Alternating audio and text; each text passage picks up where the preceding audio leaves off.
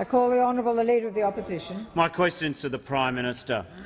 During this question time, on 8 occasions, the Prime Minister has lacked the courage to admit that he broke his promises. Enough is enough. Will this Prime Minister come to the dispatch box, look Australians in the eye and apologise for his lies?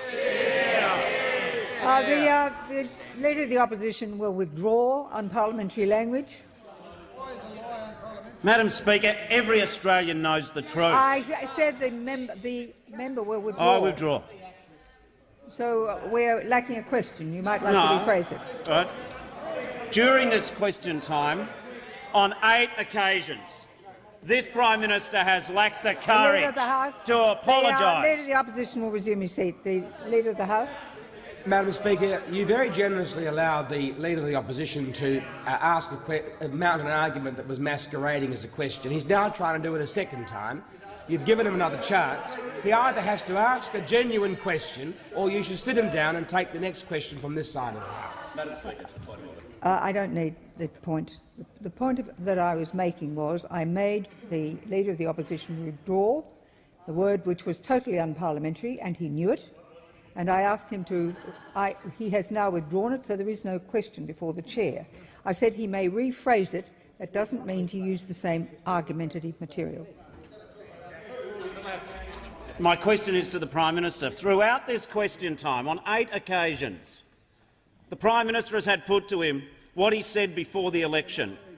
Will the Prime Minister now admit that he's broken his promises and apologise to the Australian people for misleading them? Misleading didn't help either. There are other forms of the House. We found the money, thanks to the Treasurer and the Prime Minister. We found the money to support Western Australian education.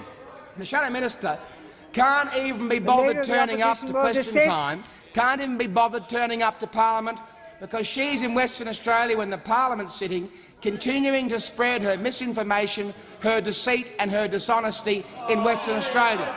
Her job is here in Canberra doing her job as the member for Adelaide, but she can't be bothered. The Minister will resume his seat. The Minister will resume his seat. The Manager of Opposition Business. It's unparliamentary language. It should be withdrawn. Lie is unparliamentary, dishonesty and deceit is not. That is not right. I won't have you blaming the Speaker. The Minister will resume his seat.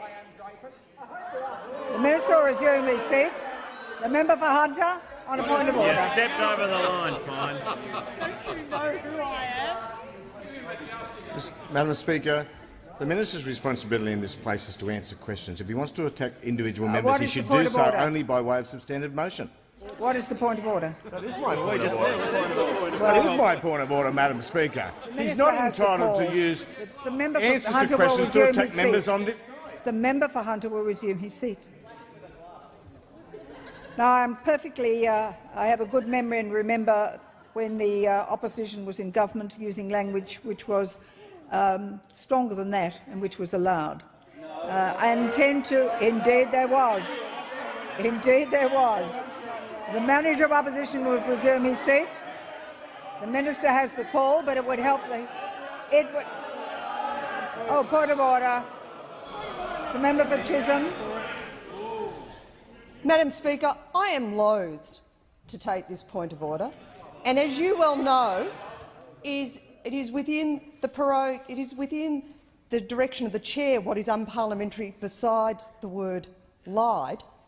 And if you want to impute my reputation in this previous place, then I think that is fairly baseless.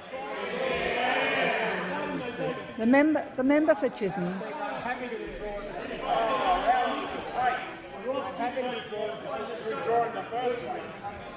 The Minister has withdrawn.